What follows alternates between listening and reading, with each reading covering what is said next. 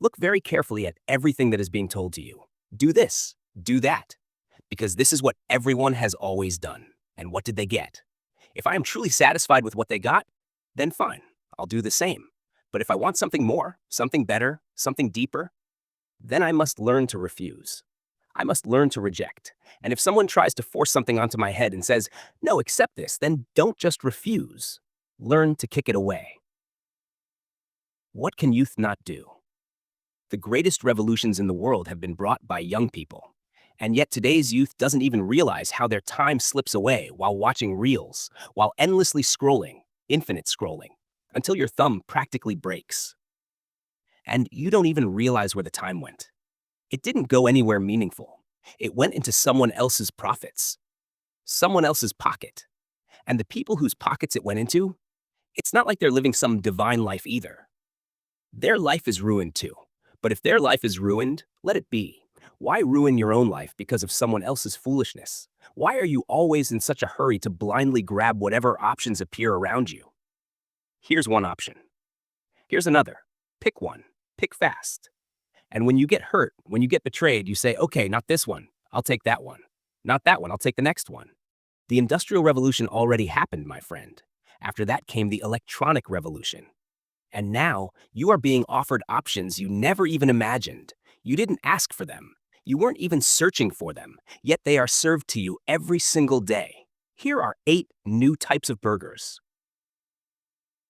Here are 18 new phone features. That mall has 50 new varieties. Oh, you're only traveling locally? Look, here are 18 exotic vacation destinations. What kind of young person are you if you haven't been to them yet?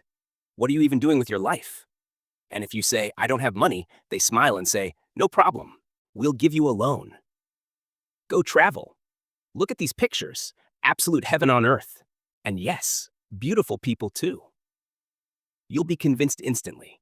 Go now. When else will you go? When your teeth fall out. Everything is scattered around you, glittering, tempting, calling your name. And you become restless. You become greedy. This is the market's job. Then comes society. And then your own body. In society, the pressure starts at home. Quickly choose a path. Quickly follow some standard track. Don't waste time. The market stands at your door with a truck full of products and screams, these are all the things. Tell me what you want. You're inside the house. The truck is at the door, and the people inside the house are pushing you out. Look, everyone else has already settled down. What are you waiting for? Pick something. Do it fast. And after the market and society, the biggest enemy appears. Your own body. It keeps screaming, I want pleasure, I want comfort, I am young, I deserve enjoyment. So you pick something cheap but shiny. If you get hurt, you pick another. Get hurt again. You pick another, again. Wasting 20 or 22 years is not difficult at all. And suddenly, you are old. That is the story of youth. And the more you keep doing this, the more something within you, something restless, something desperate for something real, begins to cry. It whispers at first, then it screams, not this either. No, this also isn't it. You keep showing it colorful things from the world. Take this. Take that. Try this. Enjoy that. Outwardly, you appear happier, but inside, someone refuses the bribe. No matter how much you tempt it, it does not surrender. It says, you want superficial pleasure? Go ahead, but I will not accept it. There is an old line that says something like this. In marketplaces, I laugh loudly. I cheer, I shine. And you felt this. You go to a mall. Even if you buy nothing, your mood becomes lighter. The lights, the music, the displays, the air conditioning. Just standing there makes the mind feel elevated, almost divine. But then, when I return to the solitude of my room, I stink like a foot pulled out of a shoe. That is the truth. Out there, you laugh, you shine, you pretend. Inside, something remains empty. You'll get irritated and ask that inner voice, if you don't want any of this, then what do you want? It will reply softly, I don't know. Then you'll say, if you don't know, then let me enjoy what I'm getting. And it will say, no, this isn't enough. Something else, something more. This something more is the real purpose of youth. That is what you must discover. And it is not impossible. It is not even very difficult. Millions have found it. And your birth was meant for this alone. If you do not find it, the result is not poverty. The result is something worse. Depression, stress, and watching your own life quietly waste away in front of your eyes. Today, ruin does not mean torn clothes or empty stomachs. The world has never been this economically developed. Today, ruin means this: your life happened, but your purpose never did. You kept jumping from one thing to another: relationships, careers, pleasure, experiences, and when one failed, you simply tried another of the same kind. That is ruin. You were born for something more, and if that something more were clearly defined, there would already be a shop selling it. But this something more holds a secret. It seems far away, yet it is not difficult to reach.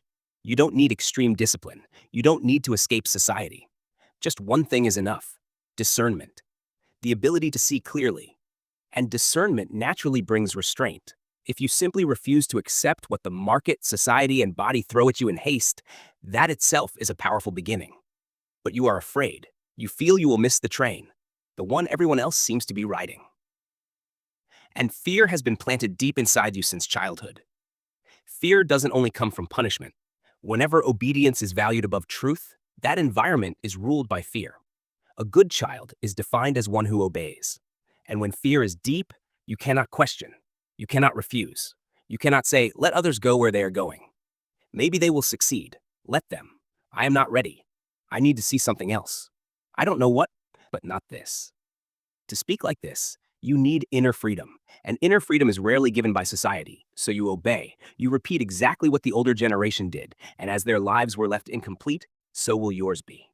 Those who keep telling you, quick, take this job, do this next, try again, follow this path. What did they truly achieve? Yes, a house, a car, security, good things. But what about that something more? They never found it.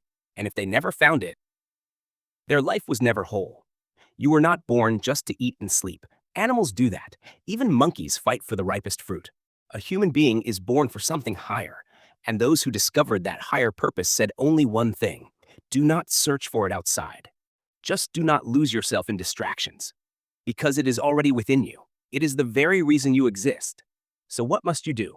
Your only job is this: do not get lost. When the glitter of the world pulls at you, pause and ask, was I born for this? And if you must listen to someone, do not listen to the market. Do not listen to society. Do not even listen to your restless body. Listen only to those rare souls through whom humanity remembers what it means to be human. They are not found easily. They are one in millions, but they left behind their words, their struggles, their teachings. Read them, because their words give courage. Courage to not get swept away by every trend. Courage to stand alone. Courage to not beg before wealth and status. And as you stop surrendering to what is in front of your eyes, what is hidden behind your eyes begins to awaken. That is the something more for which youth exists. Only then do true inventions happen. True art is born. True revolutions arise. True freedom is demanded. How can someone with a mouthful of burgers shout for justice? How will they raise a clenched fist for truth? They will say, wait, let me put my phone down first. We have no problem with phones. We have no problem with enjoyment. We only have a problem with the belief that these things are the purpose of life. If something helps you discover your